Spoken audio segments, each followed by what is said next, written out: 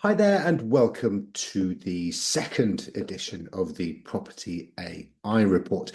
Here we will have a mix over the next 20-25 minutes of property market news, PropTech news, AI news, and some tools of the week. Our intention here is to arm you with information about everything you need to know this week about property and AI.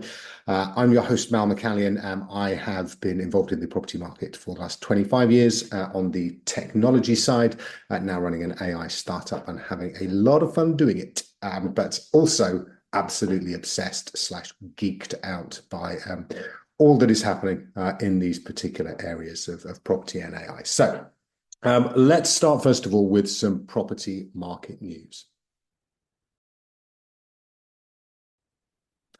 So what's been happening out there in the property market, very much focused around this, some stats that came out last week about the self-employed agent side. Big numbers, talking about plus 20% in terms of overall uplift, year-on-year growth in numbers of exchanges done by what we're calling self-employed agents. Now, that number obviously is from a relatively low base. So one thing that I do think we need to just be very clear on and really sort of just be careful about is it says, and these are stats from 20EA, highly respected company that provides stats in all sorts of different areas of the property market. So self-employed agents, these are independent organizations. So, by their nature, they are independent companies that operate generally within one particular brand or another, and utilize that brand in order to leverage promotions, marketing, reach, cost savings on things like your Rightmove subscriptions and access to technology and so on, CRMs, and they are on the rise. We've got companies like LSL spun itself out into a solely franchise operation a couple of years back. We've obviously got EXP that's now up to sort of 500, 600 branches, I think, in the UK now. Run by Adam Day or led by Adam Day. And there's others, Yopa are just starting to get into it as well. That was announced over the last couple of weeks via Verona Frankish and her operation, which is now profitable as well. So there's a lot of movement in this sector. And I think the kind of core selling point for this is really around flexibility. So if you are a great estate agent, and I've spoken to a couple of them recently that have joined, particularly EXP, and what they are able to do is to essentially be their own bosses, but with the kind of support and community. Let's not forget how important that is. Networks of other agents sharing best practice, access to this great tech, but also to a really solid brand, and are kind of going out there, some taking their first steps into this world of self-employment, and some of them are doing amazingly well. Actually, it's almost like that kind of casting off the yoke of a brand that they may have worked for a long time. And really what you tend to find is these are really sort of punchy, up-and-coming contenders who've sat within established brands for a very long time and are now feeling the confidence to be able to step out on their own underneath these umbrellas and with this particular support. So it's not surprising to me that they're growing. I think, again, it just needs to be tempered by the fact that this is still, probably as a sector, as a segment, it can only really be 4 to 5% of the market overall right now, but it is going to grow. And I have huge faith that more and more great agents are going to be stepping out there and are going to be doing their thing within the remit of one or other of these individual brands. What I do caution slightly is that I do think there's a little bit of a kind of false economy at play here as well. I think that the bargain nature of the subscriptions they're able to achieve through these brands at the moment, with the likes of Rightmove, with the likes of whichever CRM system they may be using, I wonder whether over time those discounts are going to disappear. I understand that it is some hundreds of pounds to have a Rightmove subscription under some of these brandings, which leads me to suspect that Rightmove is trying to kind of capture people within this environment, and then what it has done to, for example, Fine and Country, some of the auctions, which is essentially charge them as separate individual branches in due course. So I've been speaking to agents over the last year or so whose Fine and Country licenses have suddenly ended up costing them a damn sight more because they have had to suddenly pay as a separate entity on the on Rightmove scale. Rightmove was also tried to do it with open rent, interestingly enough, and maybe they've backed off a bit from that fight, but I don't think that it's going to be long before they do come back. And because, Rightmove very recently has fought off a takeover bid from REA Group and has had to promise its shareholders that it will maintain the share price at that higher level in order for the shareholders to be confident that the current board is a better bet than REA Group coming in and trying to shake things up. So Rightmove is not a charity, just in case anybody needed telling again, and that they are welcoming all of these self-employed agents with open arms. And allowing them to have discounted rates via these brands, I suspect will turn out to be a little bit of a short-term play. And in due course, everybody will be paying a little bit more, quite a lot more, for the privilege of being on Rightmove, as everybody else has to. So, again, that said, I think this is a really good development for the industry. I think that, having more and more people out there doing great estate agency, standing or falling on the strength of the service that they're providing, can only be good news for consumers, can only be good news for the industry at large. I think it is going to shake up a lot of, some of the more established brands and get them to consider how they might meet the needs of consumers, as these self-employed agents are doing very well. You can see more established brands. I know the likes of Preston Baker. I know that Missions down on the South Coast. A couple of examples. You've got Mayors and others that have been, fighting the kind of self-employed or fighting the good fight for the self-employed models over a long time now, and they're seeing the benefits of that. And the agency UK is another. Lots of good stuff happening in this particular sector, but yes, still relatively small, but growing very appreciably. And I think there's plenty more that we'll be talking about these guys as we go through the coming weeks, months, and years. So one to watch and a really interesting space. Continuing with the second of our property market stories this week, Sam Mitchell, CEO of Purplebricks, was interviewed. And the interview was released last Friday by City AM, all about his plans and where he sees the business going forwards. Now, just a very quick recap, as discussed last week, Purplebricks is laying off nearly 100 of its team members.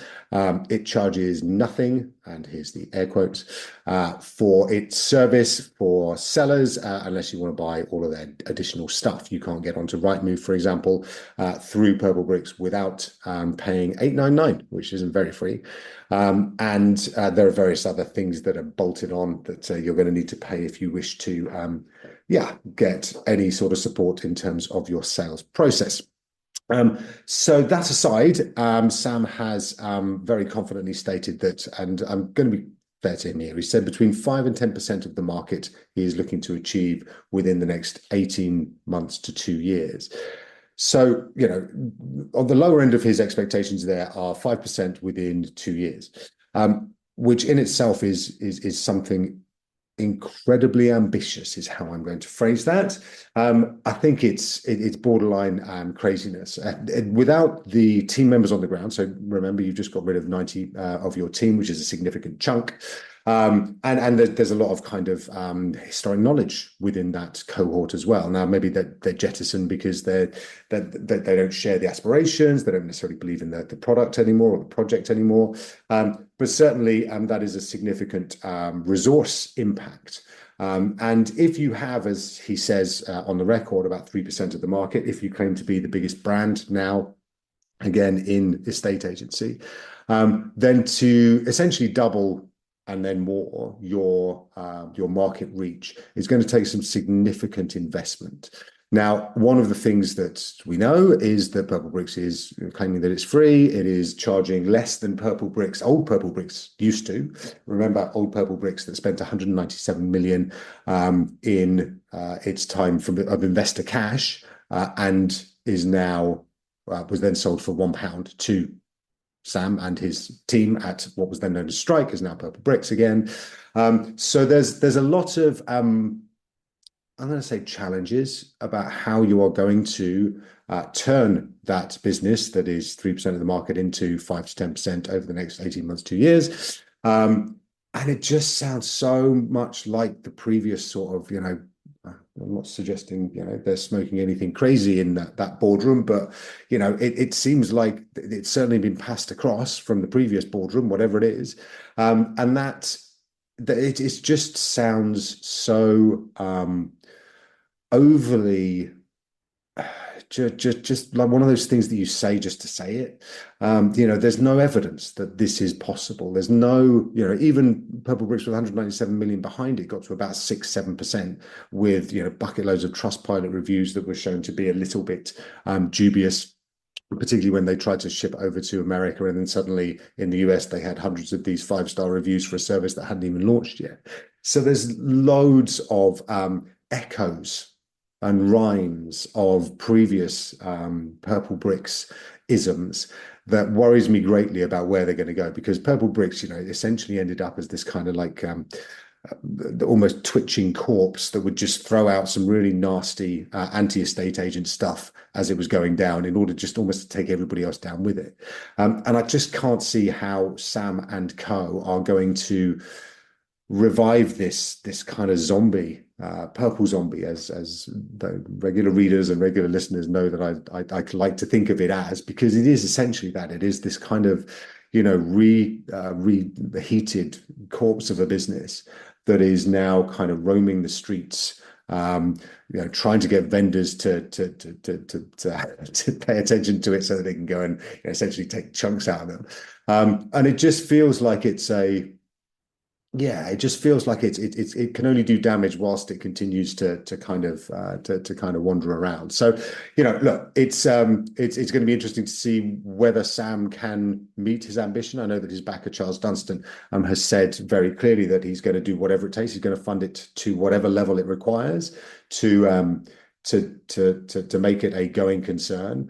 And maybe they can get there. But what I worry about, even in that interview that Sam was making with City AM, he didn't hold back on taking some side swipes at what he termed traditional estate agents not answering phones and basically producing a poor service in that kind of broad brush, everyone's as crap as everybody else way that Purplebricks used to talk about commisery and all agents are just trying to screw you over kind of way. So I think that the rhetoric that's coming out of there is not does not bode well for the angle that Purplebricks is going to come to the industry at as it tries to claw its way up to that mythical 10% of the market within a couple of years.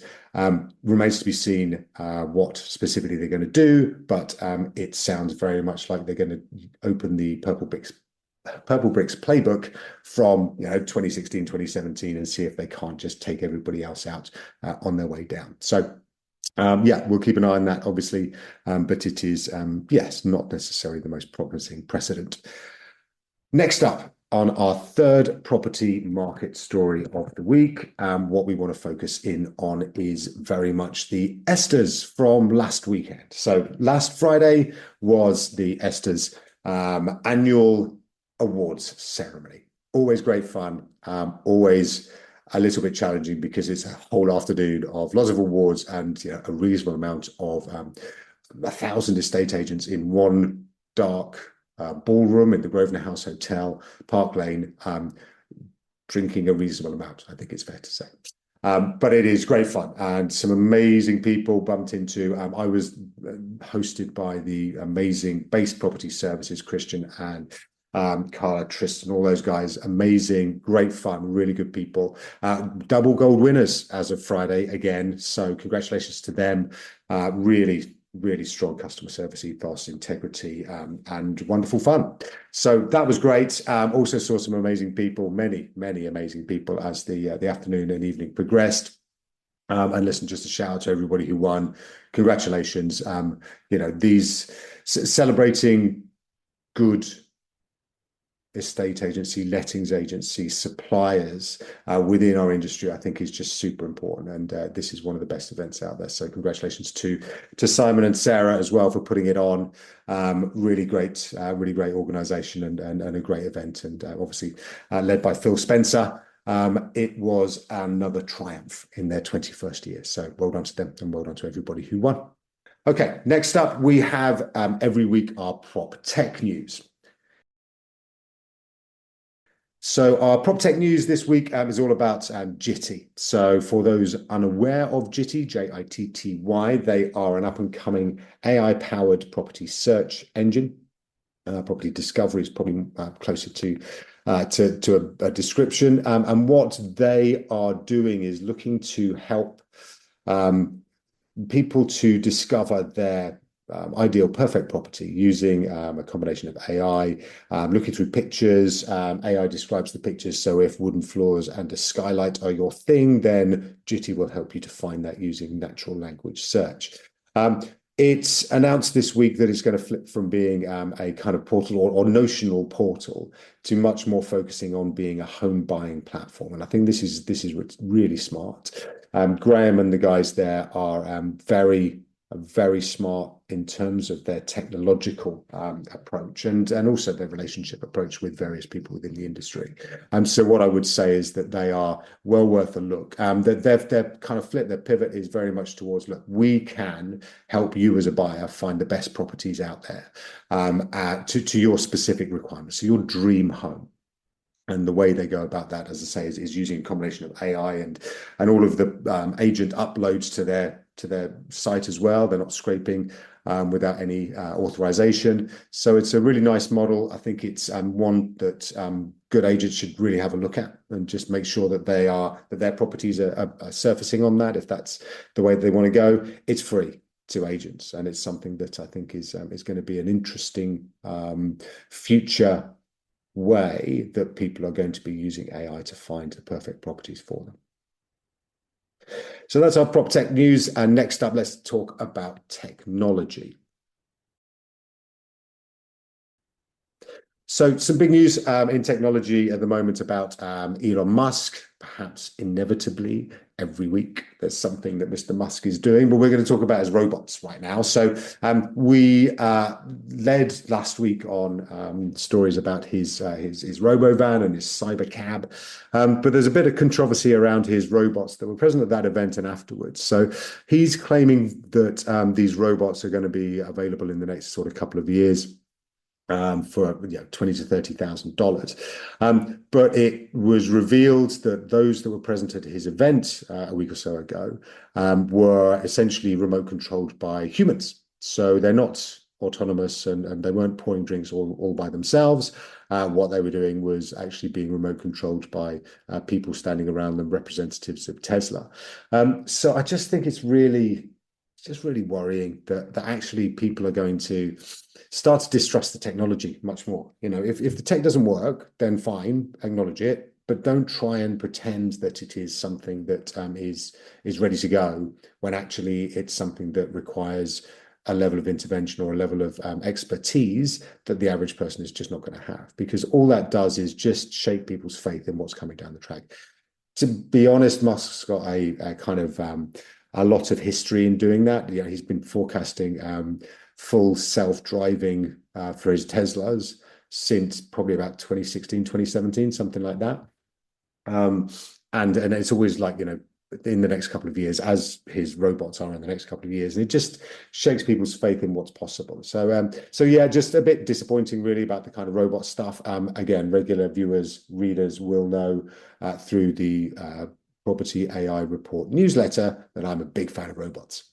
So therefore it is, yes, perhaps more disappointing for me that actually this is a little bit further off than anticipated. But there are other organizations. There's Figure, there's 1X, there is Boston Dynamics and others who are really kind of getting it together and perhaps are a little bit further advanced than Tesla and his Optimus robots. But again, we will see as we go through just how really technically capable these these robots are and how much of it is smoke and mirrors.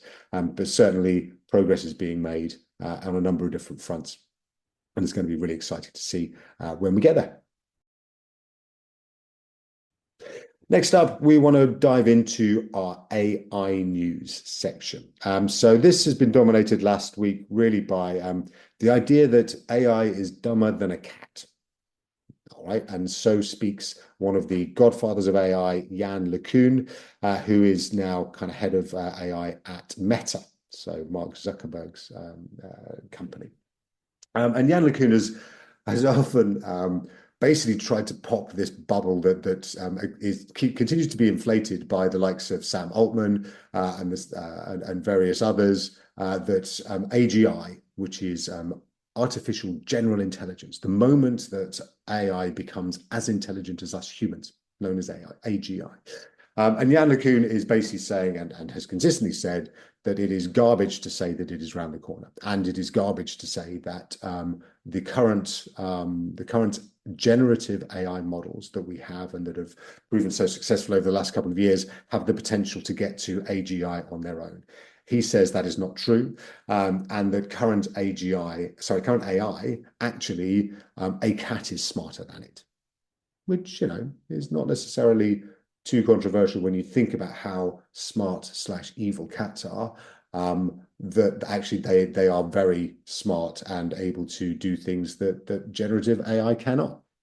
So, just to sort of recap, I actually agree with LeCun on this one. I think that generative AI that we have right now is really, really, really clever in that it is a massive, massive prediction engine. All right, it has access to so much data and so many different, words, phrases, all of the kind of the stuff that you can find online, all of Wikipedia, et cetera, et cetera, et cetera, that it is able to, with a almost a magical kind of consistency, to predict what the next word should be if it is asked a question on anything. And that is what GPT 3.5, when that came out in November 2022, that was what amazed everybody. GPT-4 back in April last year, again, blew everybody away even more. GPT-5, when that comes along, will be even better, I have no doubt. But in order to get to AGI, we're going to need something that is different to just this pure prediction engine, because that's kind of that's looking in the past. That's stuff that humans already know and we've already done, and we're already able to understand. What generative AI right now is tremendous at is creating conversations that you can have with it that are really insightful, and again, pull on the wealth of human knowledge up to this point. So you can ask it to, as I did just the other day, to help you with an EA Masters, strapline type build up offer for the EA Masters coming up on the 5th of November, that we're going to be there. Do come along and say hello if you're going to. But yeah, what should we do? What should be our giveaway at that particular event? How should we structure ourselves? This is who we are at Model Prop. This is what we do. And it was just really great at kind of helping us to sort of theorize around it and to back things backwards and forwards, instead of having to spend forever in a few meetings on it. You can actually just bounce these things backwards and forwards. And it is a tremendous asset and assistant to that thought process, to those thought processes. So what I always think of, and again, just to kind of take away, if you are using generative AI as a kind of start point, always think of it as your most knowledgeable intern ever, but one that can go off at tangents and that you need to check the work off. But it is just so good to have those conversations and to bounce things out there, and it will go off and it will find things out that you would never have, it would have taken you ages to do. So it's really knowledgeable, but it is quite naive, and can therefore go off on tangents and kind of get off on it. But the more you talk to it, the more you keep asking it questions, refining it, it can give you some amazing help. So, again, it's incredible. But I do agree with Yann LeCun. AI is dumber than a cat. from the perspective of a cat can kind of appreciate and has an understanding of the real world around it. And I think that's the difference. It has a notion of what the world is around it and can react to things like that, whereas AI doesn't have that world view or that world understanding, and it is purely based in almost a statistical analysis of everything that it has learned or been trained upon to this point. So that's our AI news. Next up, let's talk tool of the week. All right, so really fascinating tool of the week this week. Zoom, everyone's favorite pandemic go-to and way of seeing other humans, has this week released in tandem with HeyGen the ability to have your avatar attending meetings for you. Yeah, sounds exciting, right? So essentially, and please, anybody that I'm having meetings with in the next few weeks or so, don't worry, it will be me, I promise. Can't necessarily promise much beyond that, but we'll always tell you. But yes, so if you go to our website, modelprop.ai/insights, and have a look at our blog, then you'll be able to see me having a meeting with myself or with my AI avatar, all about, what it can do and so on and so forth. You're able to see it kind of in action. But essentially the idea is that that if you train your AI avatar up well enough on information that you know, or that is going to be useful in any particular environment, then people, other humans, and in due course their AIs will be able to meet with your AI, and things can be thrashed out relatively quickly without need to actually go to and check with you. Now, whenever I've talked to anybody about this in the last week, it's been quite hilarious because they'll be like, well, I'm never going to meet with anybody, never going to meet with anybody's AI avatar. It's so rude. Sorry, and the response is via from, it's so rude to, it's just going to be utterly pointless. Now, I think that if you actually look at what meetings are and you boil them down to what the purpose is, then actually AI avatars can have a role here. I'm not suggesting that they can completely take over. But I do think that, meetings, the intent of meetings is often really to exchange information and get a decision and then some actions that come off the back of that. Right, so that's it. It's exchange information, come to a mutually agreed decision, and then work out what the actions are going to be off the back of that. Meetings in general, in my experience, and perhaps yours too, are incredibly inefficient ways of doing this, because you get a number of people in there, all of whom have to give up their time.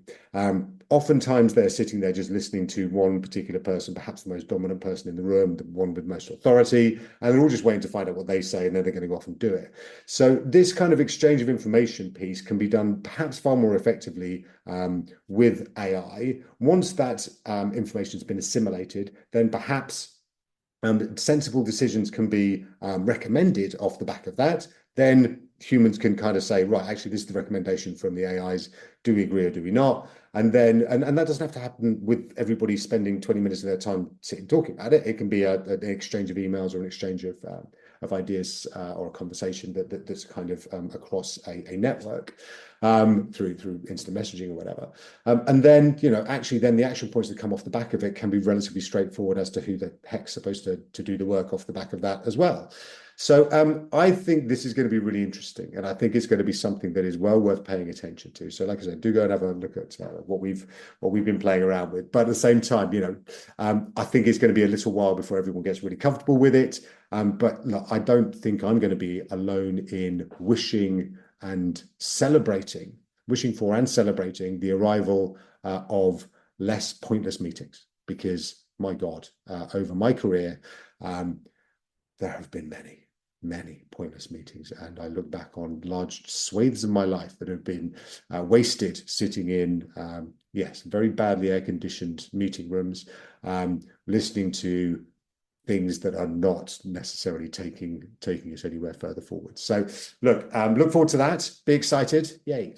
But also, don't think hard about how this might be implemented within your organizations, and test it out. Right, actually, go into it with an open mind about what the potential might be, because it could save you and your business a heap of time and be really good for everybody as well. So that is our tool of the week. And finally, we just want to have a quick look at what is coming up this week. All right, so the big kind of preparation this week, I guess, is for the budget for next week. There's so much talk here in the UK about what Chancellor Rachel Reeves is going to do, and a lot of it's centering around the sort of the property market and how it's going to impact. This morning's big sort of theorizing off the back of a report in the Times over the weekend is that actually the stamp duty thresholds are going to return back to where they were. There's going to be more for people to pay as they are transacting on properties, and that's going to be a bit of a clog in the market. Now, if that doesn't come in until March as it's expected, then there's going to be a lot of racing to get all these transactions done before that happens, which is going to be good short-term boost for the market. But as ever, whenever there are big government changes in any regulation, then it can be really painful for the market. So hopefully we're going to get a bit more clarity on that this week. There'll be no doubt a lot of horse trading going on behind the scenes. But yes, it's preparation week for the budget next week. And I think all eyes are going to be on how much of those, whether those rumors are scotched or not, and whether we're actually going to be able to kind of get some clarity on what's happening in the property market as a result of all of that governmental activity. All right, well, listen, that's it for this week's Property AI Report podcast. Thank you so much for being part of it, for listening in. I hope it has been interesting and you've got some insights that perhaps you did not have before you started listening. And we're going to be back again next week with the third Property AI Report, and hope to see you there. We've got the videos of this are going up onto YouTube. We've got some shorts that we're going to be sharing as well. So do keep an eye out for those if you missed any of it. But thanks once more. I'm Mal McCallion, and I will catch up with you again next week. All the best. Take care. Bye-bye.